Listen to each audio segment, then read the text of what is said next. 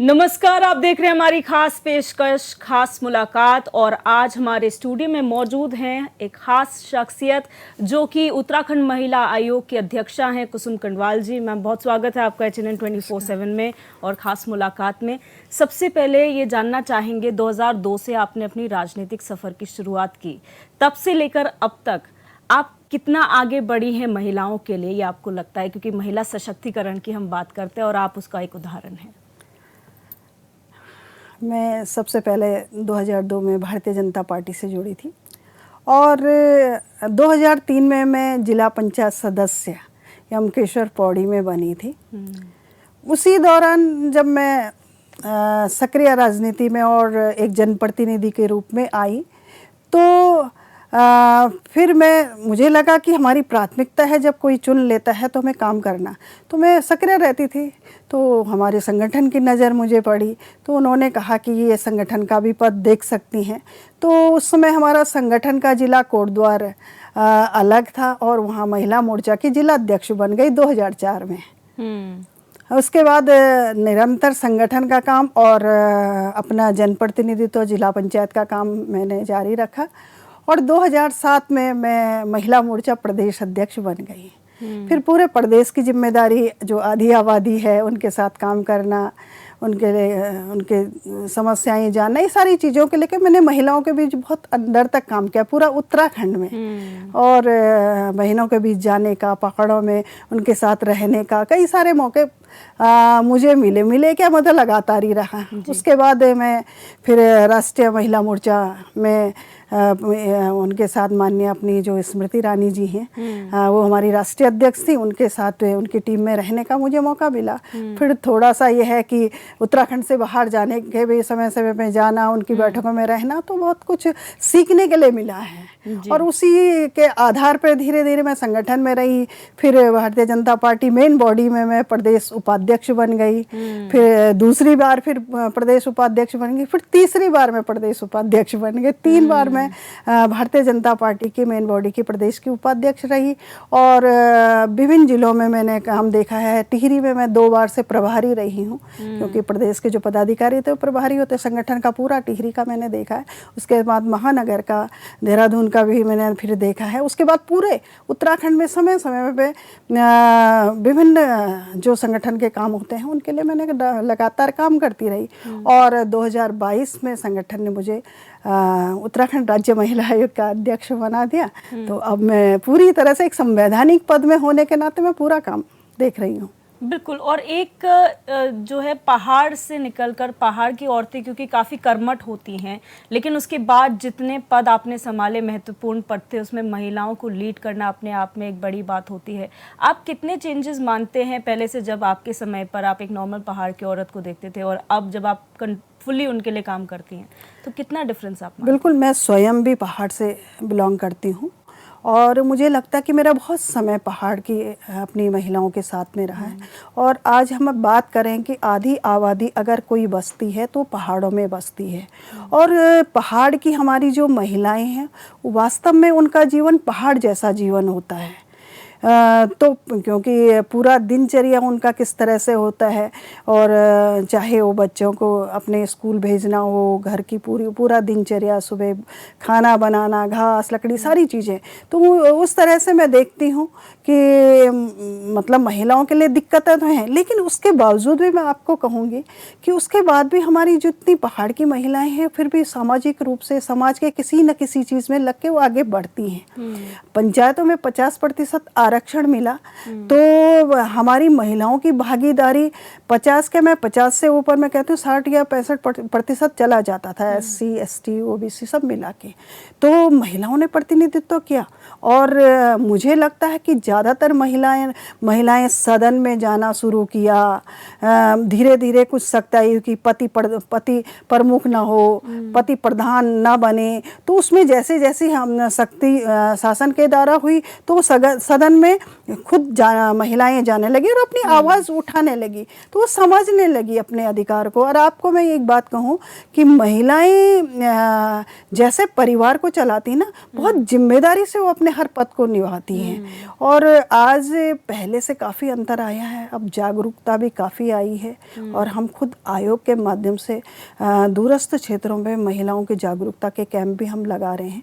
तो इस तरह से तमाम सारी चीज़ें, तमाम आयोग भी अपने स्तर पे काम कर रहा है, और विशेषकर पहाड़ की बहनों के लिए। बिल्कुल। और पहाड़ी महिलाओं की जब हम बात करते हैं तो यहाँ पर अपने हक हकूक़ों के लिए कई बार आवाज़ नहीं उठाते थे, क्योंकि पुरुष प्रधान समाज हमारा रहा है हमेशा से ही। उसमें अपने आप के लिए आवाज़ उठाना वाकई में एक बहुत बड़ी चुनौती महिलाओं के लिए हुआ करती थी। आप महिला आयोग में हैं, किस तरीके की समस्याएं महिलाओं को अब भी झेलनी पड़ती है, जब ऐसे समय पर हम महिला सशक्तिकरण की बात कर रहे हैं उस वक्त भी? अच्छा प्रश्न आपने किया है कि मैं आज देख रही हूँ कि पहले क्या होता था कि पहाड़ में महिलाएं वहीं अंदर ही घुटती रहती थी अपनी बात को, मतलब एक तो समाज का डर रहता था, परिवार का डर रहता था, दूसरा रहता था कि अगर हमने ये बात बाहर किसी से कही तो हमें घर से बाहर निकाल देंगे, कहाँ जाएंगे, क्या करेंगे, कैसे, ये बड़ी समस्या रहती। लेकिन आज महिलाएं जागरूक हुई हैं, क्योंकि मैं आपको बता दूं कि दूरस्थ क्षेत्रों में, पहाड़ों में मैंने खुद जाके महिलाओं के बीच में, अभी जब से आयोग 1.5 साल से मैं आयोग में हूँ, कई जगह मैं खुद गई हूँ, उनकी बैठकें ली हैं और उनके साथ उन्हें जागरूक करने के लिए कि आप क्या कर सकती हैं, अपनी आवाज़ उठा सकती हैं, आप अपने पे अत्याचार सहन नहीं कर सकती हैं।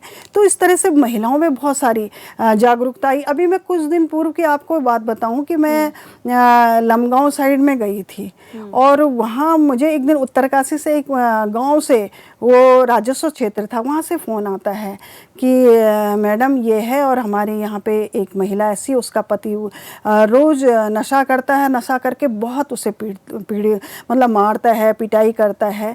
तो इस तरह, तो मैंने उनसे पूछा कि मेरा नंबर आपके पास कैसे आया? कह रहे हैं मैडम उस दिन आपने अपना नंबर दिया था ना, और आपने हमें समझाया था ना कि आप अपनी आवाज़ यहाँ तक रख सकती हैं। मुझे बड़ी खुशी हुई कि अच्छा, कम से कम कुछ तो है, वो महिला हम तक आई। मैंने कहा ये बताओ तुम्हारे नज़दीकी कौन सा थाना या चौकी है, आप देहरादून तक नहीं आ सकती हैं? तो उन्होंने कहा कि उत्तरकाशी वाला वो क्षेत्र है। तो मैंने कहा तुम वहाँ जाओ, तुम वहाँ जाओ, मैं कॉल करती हूँ। और डरना नहीं, अपनी बात रखो, पूरी तरह से मजबूती से रखो। तो ये जागरूकता आई है ना। तो कहीं ना कहीं एक बहुत महत्वपूर्ण जिम्मेदारी होती है आपकी भी कि किस तरीके से अगर आपने कुछ कहा है उससे लोग जागरूक हो रहे हैं, तो यानी कि आपका काम सफल हो रहा है धीरे धीरे। लेकिन मैम 2022 जनवरी में आपने पदभार संभाला था, उसके बाद से लेकर आज तक कितने बदलाव केसेस में आपने देखे हैं? जैसे पहले डोमेस्टिक वायलेंस की बात कर ली जाए, रेप के केसेस उत्तराखंड में शायद ही कम हम देखते थे, लेकिन इस तरीके के मामले बड़े हैं, छेड़खानी के मामले बड़े हैं। ऐसे में कितने चेंजेस आपने देखे ऐसे मामलों में? ऐसा है कि मैं कहूँगी कि जो पहले क्या होता था कि अगर कोई रेप कर देता था या कोई कुछ कर देता, तो वो डर के मारे समझ के हम अपनी बात को रख नहीं पाते थे, मुखरता से अपनी आवाज़ उठा नहीं पाते थे। लेकिन अभी मुझे जागरूकता ज़्यादा लगी है कि जागरूकता के आधार पे वो उन्हें लगता है कि हम अत्याचार क्यों सहें, हम अपनी बात रख सकते हैं। और तब से महिलाएं अपनी बात रखने में सक्षम हुई। मैं कह रही हूँ ना आपसे कि गांव की महिला भी हम तक पहुंच रही है। उन्हें पता ही नहीं होता था आयोग क्या होता है, महिला आयोग क्या होता है, उन्हें नहीं पता होता था कि वन स्टॉप सेंटर क्या होता है जो जिला मुख्यालय में होते हैं। क्योंकि मैंने खुद पूरे प्रदेश में सारे जितने वन स्टॉप सेंटर थे, जब वहाँ पे हमारी काउंसलिंग चलती थी, तो मैं सारे केसेस खुद देख के आती थी कि वो मुझे बताते थे। मैंने कहा कितने सॉर्ट आउट आपने किए, कितनी काउंसलिंग आपने की, तो वो देख के मैं आती थी। तो मुझे लगता है कि पहले तो ये था कि जितना वो शहरी क्षेत्र होता था, लेकिन अब गांव की महिलाएं भी वहाँ तक पहुँच रही हैं, अपनी बात रख रही हैं। और इस तरह से ये केसेस मुझे लग रहा बढ़ने का कारण ज़्यादातर ये भी है कि अब महिलाएं मुखरता से आगे आ रही हैं, अपनी बात पूरी मजबूती के साथ रख रही हैं और अत्याचार अब सहन नहीं कर रही हैं। आपने वन स्टॉप सेंटर्स की बात की मैम, आपने प्रदेश भर में वन स्टॉप सेंटर्स की शुरुआत की है। आपको क्या लगता है महिलाएं तो वहाँ तक पहुँच पा रही हैं, लेकिन जिनकी जिम्मेदारी है उनको सुनना, वो कितने रिस्पॉन्सिबल है? कि आपको लगता है वो अधिकारी उतने, क्योंकि कई बार हम देखते हैं कि महिलाएं पहुँच जाती हैं लेकिन कहती है अधिकारी हमारे सुनते नहीं, हमारी कोई सुनवाई नहीं हुई, फिर वो आप लोगों के पास आते हैं। तो क्या अभी भी ऐसा है कि बहुत ज़्यादा संख्या में ऐसे अधिकारी अधिकारी हैं जो अभी भी जिनको ट्रेनिंग की ज़रूरत है इस क्षेत्र में? ऐसा है, वन स्टॉप सेंटरों में मैंने देखा कि अभी तो वन स्टॉप सेंटर में कुछ थोड़ी दिक्कत आई है, तो उसमें खैर वो चल रहा है, वो कोर्ट का मामला है, उसमें वो हो रहा है। लेकिन मैंने देखा कि वन स्टॉप सेंटरों में काफ़ी अच्छे केसेस सॉर्ट आउट हुए हैं। मैं खुद उधम सिंह नगर गई थी, और जितने मुख्यालय हैं, टिहरी मुख्यालय हो, उत्तरकाशी और कई जगह मैं खुद गई थी, तो मुख्यालय में सबसे पहले वन स्टॉप सेंटरों पे ही गई थी। तो मैंने देखा कि वहाँ, क्योंकि वहाँ हम 5 दिन 6 दिन तक पीड़िता को रख सकते हैं, वैसे वो अभी भी हम रख ही रहे हैं कि अगर कोई उसे रोज काउंसलिंग की आवश्यकता है या उसे लगता है कि उसके पास कोई शेल्टर नहीं है, तो उसको देखते हुए वो वन स्टॉप सेंटर में 5 दिन 6 दिन वो रह पाती थी। पौड़ी वाला हुआ, कई सारे जो तो वो सारी चीज़ें वो वहाँ पे 5 दिन रह कर अपनी बात रख सकती थी। ये सारी चीज़ें हम लोगों के मतलब बहुत अच्छे से सॉर्ट आउट हुआ। दूसरा मैं बात कहूँ, जो आप कह रहे हैं ना कि वो सुनने वाली बात क्या था कि महिला हेल्पलाइन थाना चौकी में जाती थी, तो कई बार क्या होता था कि उन्हें लगता था कि वो एक तो थोड़ा सा लगता है ना कि पुलिस के नाम से महिलाएं आमतौर पर डर जाती हैं कि वहाँ तक पहुँचना कहीं ऐसा तो नहीं, वो सारी चीज़ें उनके दिमाग में कानून का वो भय बना रहता। लेकिन आज क्या है कि आज वो चीज़ें थोड़ा सा कम हुई है। अब जैसे खुद मैं जाती हूँ, मैंने कई महिला हेल्पलाइन, महिला थानों में मैं खुद जाती हूँ और खुद मैं उनसे मिल के आती हूँ कि क्या महिलाओं की समस्याओं का कितना आप समाधान कर रहे हैं। और समय समय पे हम पुलिस के साथ मिल के हम आपस में डिस्कस भी करते हैं। अभी उत्तराखंड राज्य महिला आयोग ने महिला हेल्पलाइन, महिला डेस्क, महिला थाने को लेकर कि वास्तव में महिला थानों की कितनी उपयोगिता है, क्योंकि हमारे पास 2, एक अल्मोड़ा में, एक श्रीनगर में है। क्या हमें और आवश्यकता है कि, या फिर हमें जो हमारे जो सामान्य थाने हैं, जनरल हैं, उन्हीं में हम आए? तो मुझे आमतौर में मैंने देखा महिला थानों में बहुत ज़्यादा केसेस ऐसे नहीं आए, लेकिन वैसे जो थाने हैं, वैसे जो हेल्पलाइन है, उसमें केसेस आ रहे हैं। तो मेरा हमेशा यही कहना होता है कि आप महिला को सुने, आप महिलाओं को भटकाएं नहीं। अगर आपके पास आ रही एप्लीकेशन लिखे, क्योंकि कोई भी पीड़िता होती है, आप समझ सकती हैं कि वो आर्थिक रूप से बहुत कमज़ोर होती है, बहुत हिम्मत करके वो बाहर निकलती है। और जब हिम्मत करके वो बाहर निकलती है, तो अगर वो थाने में जाए, थाने में उसकी सुनी ना जाए, तो फिर तो उसके लिए ये हो जाता कि अब तो न इधर की रहेगी न उधर की रहेगी। लेकिन वो सुनना, तो मेरा बार बार उनसे यही है, मेरा सभी उच्च अधिकारियों के साथ मेरी बात होती रहती है। मेरा कहना है, आपका कहना है कि भाई आप महिला की सुन लो। आप कईयों के तो खुद मैं एफआईआर में दर्ज कराती, मैं कहती हूँ ठीक है, आप जांच का विषय है, आपको अगर कहीं गलत लगता है कि हो सकता है गलत हो, दोनों पक्षों का आप पूरी तरह से जांच करें। सही और गलत तो बात का विषय है, पहले महिलाएं अपनी बात रखें और वो संतुष्ट हो जाए कि मेरी एप्लीकेशन ले ली गई है, तो कहीं ना कहीं मुझे न्याय मिलेगा। बिल्कुल। और इस देवभूमि में हम उम्मीद यही करते हैं कि जिस तरह से महिलाओं को सशक्त बनाया जा रहा है, पहाड़ की औरतें हमेशा से ही सशक्त थी, लेकिन जिस तरह से समाज में उनकी भागीदारी बढ़ रही है, उसको किस तरीके से आयोग द्वारा सुनिश्चित किया जा रहा है, इस चर्चा पर आगे भी बढ़ेंगे। लेकिन यहाँ रुकेंगे एक छोटे से ब्रेक के लिए, जल्द हाजिर होंगे।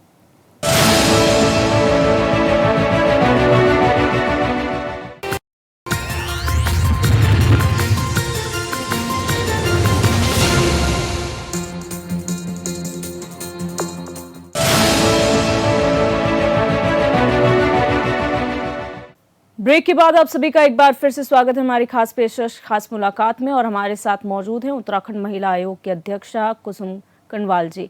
मैम, ब्रेक से पहले हमने जानने की कोशिश की कि पहाड़ की औरतों के लिए किस तरीके से काम किया जा रहा है, कितने यहाँ पर बढ़ोतरी हुई है उन महिलाओं की जो अपने केसेस रजिस्टर करवाते हैं। लेकिन अगर योजनाओं की बात की जाए, क्योंकि सरकार जो है महिला सशक्तिकरण की ओर काम कर रही है, देश में नहीं प्रदेश में भी, लेकिन क्या आपको लगता है कि जो योजनाएं हैं वो उन औरतों तक पहुंच रही हैं, और कितना उसका परसेंटेज होगा? मैं आपको कहूं कि मैं इन 1.5 सालों में मुझे लगभग सभी जिलों में मैं अधिकारियों के साथ बैठकें कर चुकी हूं, और विशेषकर उसमें मैं जितने भी हैं, स्वास्थ्य हो, शिक्षा हो, या जितने विभिन्न विभाग हैं, उसमें मेरा मुख्य उद्देश्य यही रहता है कि माननीय प्रधानमंत्री नरेंद्र मोदी जी की जो केंद्र की योजनाएं हैं महिलाओं से लेकर, और जो प्रदेश में माननीय मुख्यमंत्री जी पुष्कर सिंह धामी जी की जो योजनाएं उन्होंने लागू की हैं, क्या हकीकत में वो योजनाएं उन लाभार्थियों तक पहुंच भी रही हैं या उन महिलाओं तक पहुंच भी रही हैं या खाली हम पता कागजों तक ही सीमित हैं। तो इसको लेके मैंने सभी जिलों में, लगभग कई जिले हैं, वो मुश्किल से 1-2 जिले भी रहे होंगे, तो ज़्यादातर जिलों में मैं अधिकारियों के साथ मेरी मीटिंग्स हो गई हैं। और मैं सबसे पहले मैं उन्हें कहते कि सिर्फ आप ये मत बताइए कि कागजों में ही है या ये धरातल पर कितनी है, आप बताएं कितनी महिलाओं ने कितना लाभ लिया है या इस योजना से क्या महिलाएं क्या कर रही हैं, तो ये सारी चीज़ें आप बताएं। तो वास्तव में उन्होंने कहा वो सारी योजनाओं की मैं जानकारी लेती हूँ और मॉनिटरिंग, पूरी मॉनिटरिंग करती हूँ और करना भी चाहिए हमें। हम सरकार के हिस्सा हैं, सरकार का अंग है, क्योंकि जो हमारी घरेलू हिंसा है या महिला उत्पीड़न है उसे हम आयोग बखूबी से निभा रहा है, उसे हम देख रहे हैं, उसे हम कहीं किसी महिला को, हम ऐसा नहीं है कि उसका हमें कॉल आया हम उसे वो वंचित रह जाए अपने उसे, वो अधिकार के लिए हम पूरा प्रयास करते हैं। लेकिन साथ साथ में महिलाओं की योजनाओं का, जो महिलाएं वो अपने पैरों पे खड़ी हों, महिलाएं उन योजनाओं का लाभ उठाए और कम से कम पहाड़ की महिलाएं, क्योंकि अब तो पहाड़ में ज़्यादातर महिलाएं ही रह रही हैं, ज़्यादातर लोग तो सब ज़्यादा पलायन हो चुके हैं और या उनके पति बाहर नौकरी कर रहे हैं या फौज में हैं, क्योंकि हमारा तो यह सैनिक बाहुल्य क्षेत्र है। तो वो महिलाएं अपने घर में रहने के साथ साथ वो उन योजनाओं का लाभ उठा रही हैं, नहीं उठा रही हैं, या उनसे वो अपना कुछ कारोबार कर रही हैं, नहीं है। और विशेषकर मेरा ये कहना है कि मैंने कहा कि अपनी जितनी भी हमारी महिलाएं हैं उनसे कहती हूँ कि आप जहाँ जिस क्षेत्र में हैं, जो आपको लगता है ये उत्पाद हमारे यहाँ ये भरपूर मात्रा में होता है, उसे हम बाजार तक कैसे पहुँचाएं। वह हालांकि माननीय मुख्यमंत्री जी ने अभी ये योजना भी लागू की है कि अगर जो भी उत्पाद उनका हो रहा है उनको बाजार उपलब्ध कराया जाएगा।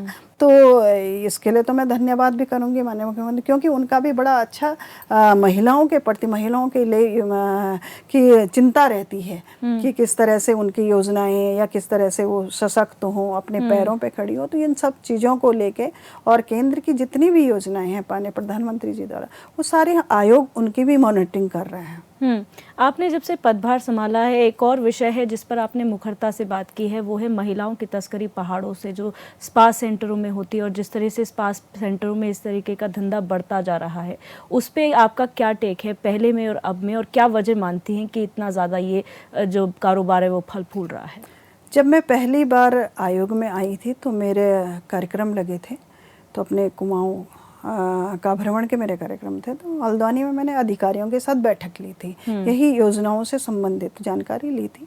उसके बाद मुझे हल्का सा मुझे पता चला कि यहाँ पे 2-3 स्पा सेंटर हैं हल्द्वानी में, वहाँ पे कुछ ना कुछ गलत होता है महिलाओं के द्वारा, महिलाओं ही ज़्यादा वहाँ पे रहती है। तो मैंने सभी शासन प्रशासन साथ ही था, किसी को बताया भी नहीं, जिसको जानकारी थी उसे कहा तुम चलो आगे मैं रास्ता बताओ, लेकिन किसी को हमने बताया नहीं।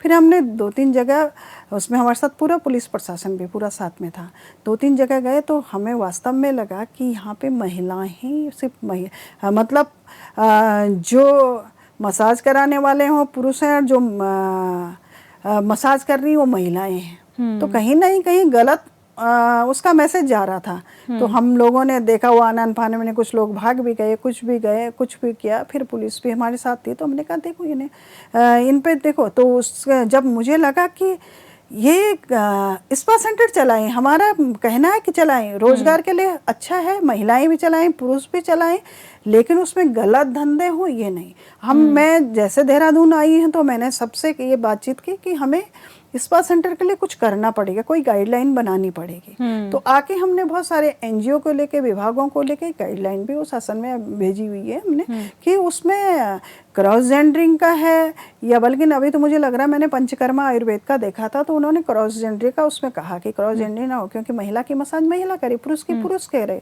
तो ये विषय है। और ये जहाँ तक आप कह रहे हैं कि ये अच्छा है कि हमारी जो पहाड़ से हमारी बेटियाँ आती, पढ़ने के लिए आती हैं या रोजगार के लिए आती हैं, मेरा बार बार उनके माता पिता से भी कहना होता है, और जब जहाँ भी मैं जाती हूँ, कि अगर हम अपने बच्चों को शहर में भेज रहे हैं पढ़ने के लिए या जॉब के लिए, तो थोड़ा सा हमें ये ध्यान रखना चाहिए, ये थोड़ा मॉनिटरिंग भी करनी पड़ेगी कि हमारे बच्चे का जो फ्रेंड सर्किल है वो कैसा है, और पूरा दिनचर्या क्या रहता है, वो सारी चीज़ जानना भी ज़रूरी है। कहीं ऐसा तो नहीं है शहर की चकाचौंध में बच्चे कहीं गुम ना हो जाएं, गलत रास्ते पे ना चले जाएं। तो ये थोड़ा सा परिवार की जिम्मेदारी भी बन जाती है। और जब भी मैं दूरस्थ क्षेत्रों में जाती हूँ, पहाड़ों में जाती हूँ, तो जहाँ भी मुझे मातृशक्ति मिलती है उनसे मैं विशेषकर आग्रह करती हूँ कि जब हम अपने बच्चों को भेजते हैं तो बच्चों की पूरी जानकारी हमें लेनी पड़ेगी,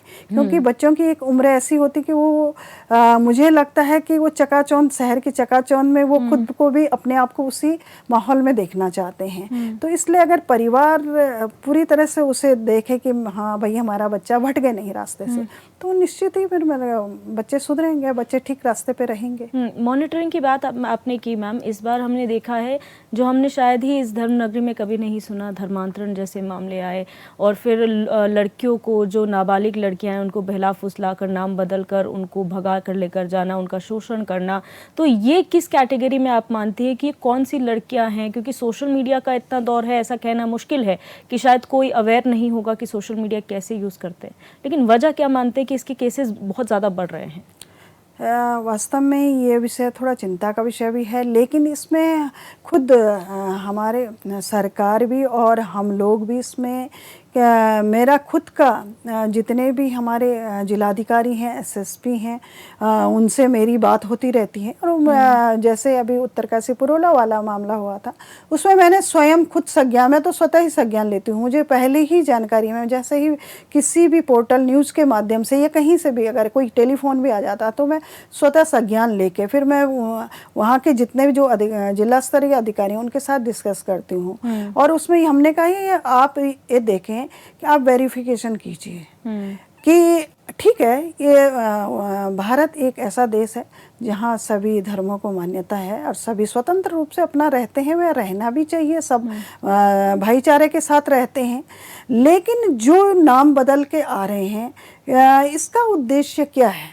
कहीं ये गलत उद्देश्य से तो नहीं आ रहे हैं, तो ये जानना बहुत ज़रूरी है। तो मेरी सभी अधिकारियों से बात होती रहती है कि आपको ये वेरिफिकेशन करना बहुत ज़रूरी है कि भाई आपको नाम बदलने की क्या आवश्यकता है। अगर नाम बदल लें तो कहीं ना कहीं किसी गलत उद्देश्य से आ रहे हैं, तो अगर ऐसे हैं तो इनको तो फिर कहीं ना कहीं किसी सजा का प्रावधान होना चाहिए। ऐसा नहीं होना चाहिए। देव भूमि है ये, ऐसी शांत भूमि है ये, देवों की भूमि। हम लोग सब लोग इस उत्तराखंड में आना चाहते हैं और हमारा तो सौभाग्य है कि हमारा जन्म ही इस देवभूमि में, उत्तराखंड में हुआ है। इसलिए मैं समय समय पर एसएसपी के माध्यम से, जिलाधिकारी के माध्यम से मैं कहना चाहती हूँ कि आप इस चीज़ को अवश्य ध्यान में रखें कि कौन कितना रहना। और दूसरा अभी मैं आपको बताई कि मैं उत्तरकाशी में एंटी ह्यूमन ट्रैफिकिंग को लेके, मानव तस्करी को लेके हमने एक कार्यशाला की थी। तो उसमें स्वयं हमारे साथ एसएसपी भी थे, जिलाधिकारी भी थे, साथ में बैठे भी हुए थे। तो मैंने कहा था कि हमको उनको प्रधानों के साथ भी बैठना होगा, क्योंकि उनको थोड़ा ये जानकारी देनी होगी कि भाई आप ये देखें कि आपका जो ग्राम सभा है उसके अंतर्गत कोई बाहर का आदमी अगर आ रहा है तो उसका क्या मकसद है, किस मकसद से वो आ रहा है। और अगर कुछ चीज़ें बेच के हमारी बहू बेटियों को या हमारी बेटी को किसी तरह से उनसे संपर्क करके और उन्हें वहाँ से अपने उसमें प्यार के जाल में फंसा के या इस तरह से किसी तरह से उसे बहला फुसला के उसे ले जाते हैं, वहाँ से ले जाते हैं, तो ये जानने के लिए हमें बहुत ज़रूरी है। तो इसलिए हमने 13 जिलों में अपने एंटी ह्यूमन ट्रैफिकिंग को लेके, मानव तस्करी को लेके हमने कार्यशाला भी की कि कम से कम आयोग की तरफ से जागरूकता अभियान भी होना चाहिए कि अगर कोई तस्करी हो रहा है या तस्करी से कैसे रोका जा सकता है। उसमें सारे अधिकारी हमारे रहे हैं। तो समय समय पर आयोग अपनी तरफ से अवेयरनेस के कार्यक्रम करता ही रहता है। बिल्कुल। और जहाँ तक सशक्तिकरण की बात है, आजकल हम महिला सशक्तिकरण की बात तो करते हैं, लेकिन एक और चिंताजनक विषय है जिसको कई हाई कोर्ट्स ने भी संज्ञान में लिया है, वो है फेक रेप केसेस या किसी पर झूठा आरोप लगा देना। ये ट्रेंड बहुत ज़्यादा बढ़ रहा है, क्योंकि रेप ऐसी चीज़ है जो शायद हम जब सुनते हैं तो हम सिहर उठते हैं, लेकिन अब शायद वो जनरेशन नहीं रही है, वो बहुत आसान हो जाता है किसी पर रेप का चार्ज लगाना, क्योंकि लड़कों पर इस तरीके के चार्ज लगना यानी कि उनके पूरा भविष्य के साथ खिलवाड़ करना। तो क्या आपके साथ कभी ऐसे मामले सामने आए हैं आपके पास? हमारे पास आते हैं, क्योंकि इस तरह के मामले हमारे पास आए हैं, लेकिन हमने जब हमें कहीं किसी में लगता है कि वास्तव में ये गलत तो नहीं है, तो हम पहले दोनों को बिठाते हैं और पहले पूछते हैं कि भाई आप कितने समय से साथ में रह रहे थे, और अगर जब आपके साथ इतना बड़ा गलत कोई काम हो जाता है तो क्यों नहीं आपने कंप्लेंट दर्ज करवाई, क्यों नहीं आपने मेडिकल करवाया है, तो ये जांच का विषय हो जाता है। क्योंकि हमारे पास में इस तरह के केसेस आते हैं कि कई बार क्या होता है कि दोनों कई लंबे समय से साथ रहते हैं और जब दोनों में अनबन हो जाता है तो इस तरह के केसेस आते हैं। लेकिन ऐसा हमने सबसे यही कहा है कि जांच का विषय है और इसमें जांच होनी चाहिए। अगर वास्तव में किसी पीड़िता के साथ इस तरह का अन्याय हुआ है तो उसको कठोर सजा मिलनी चाहिए, और अगर किसी ने गलत हुआ है तो इसे पूरी तरह जांच करें। अच्छा मैम, आखिर में आप महिला आयोग की तरफ से क्या संदेश उन महिलाओं के लिए देना चाहते हैं? किस तरीके से महिला आयोग आगे काम करेगा महिलाओं के सशक्तिकरण के लिए, उनके हकों के लिए? मैं तो सभी उत्तराखंड की सभी बहनों से कहना चाहूँगी कि महिला परिवार की रीढ़ होती है और महिला एक परिवार को जैसे बहुत सशक्त रूप से चलाती है, आगे बढ़ाती है, वैसे वो देश और समाज को भी चला रही है। और मैं तो आभार व्यक्त करती हूँ माननीय प्रधानमंत्री नरेंद्र मोदी जी का कि आपने जो 33% आरक्षण संसद में पेश किया है कि राजनीति में महिलाओं की भागीदारी सुनिश्चित होगी। पंचायतों में तो थी 50% आरक्षण, लेकिन अगर ये बिल आया है सदन में तो कहीं ना कहीं खुशी की बात है कि आज हमारी महिलाएं सशक्त रूप से आगे बढ़ेगी। और वास्तव में क्योंकि राजनीति में स्वच्छ छवि के लोग आगे आने चाहिए और इस राज्य को आगे बढ़ाने के लिए, इस देश को आगे बढ़ाने के लिए महिलाओं की अहम भूमिका है। और मुझे लगता है क्योंकि परिवार के साथ हमें समाज का काम भी करना चाहिए, लेकिन सबसे पहली प्राथमिकता हमारा परिवार है। अगर हमारा परिवार ठीक ठाक चल रहा, हम अपने बच्चों को ठीक ठाक से हम रख रहे हैं तो ठीक ठाक से हमें उन्हें शिक्षा का, हर चीज़ का हम अगर ध्यान रखते हैं तो फिर हमें समाज में भी समय देना चाहिए कि समाज में, क्योंकि हम कैसे इस समाज को और अच्छा कर सकते हैं। क्योंकि देखो सरकार सब अपना काम करती है, लेकिन नीचे हम सब लोग हाथ पैर होते हैं सरकार के। हम सब मिलके अगर पूरे उत्तराखंड के आम जनमानस अगर इस राज्य की चिंता करेगा तो निश्चित ही आगे बढ़ेगा। और विशेषकर मैं बहनों से कहना चाहती हूँ कि आप सशक्त हैं, उत्तराखंड आपकी देन है, आप जो चाहेंगी वो कर सकती हैं। आप जिस दिशा की ओर राज्य को ले जाना चाहेंगे उस दिशा की ओर राज्य चलेगा, और आपको बढ़ चढ़कर आपकी भूमिका आगे होनी चाहिए और हो भी रही है। हर पदों पे आप आगे से आगे आ रही हैं, बढ़ रही हैं। निश्चित ही आगे आने वाले समय में हमारी बेटियां भी प्रतिनिधित्व करेंगी, मेरी बहनें भी विधानसभा में और राज्यसभा और संसद में अच्छे से प्रतिनिधित्व करेगी। तो मैं इन्हीं शुभकामनाओं के साथ आपके चैनल को भी बहुत बहुत शुभकामना देती हूँ। बहुत शुक्रिया मैम हमारे जुड़ने के लिए, हमें समय देने के लिए और इतनी बेबाकी से अपनी बातें रखने के लिए। तो वाकई महिला आयोग उत्तराखंड का जो महिलाओं के सशक्तिकरण के लिए काम कर रहा है, और सिर्फ क्राइम्स ही नहीं बल्कि और भी ऐसे कई क्षेत्र हैं महिलाओं से जुड़े हुए जिसमें आगे बढ़ाने का काम महिलाओं को किया जा रहा है आयोग द्वारा, और कई ऐसे काम हैं जो निरंतर किए जाएंगे। बहरहाल इस खास पेशकश में मेरे साथ बस इतना ही। आप देखते रहिए HNN 24/7, जुनून सच दिखाने का।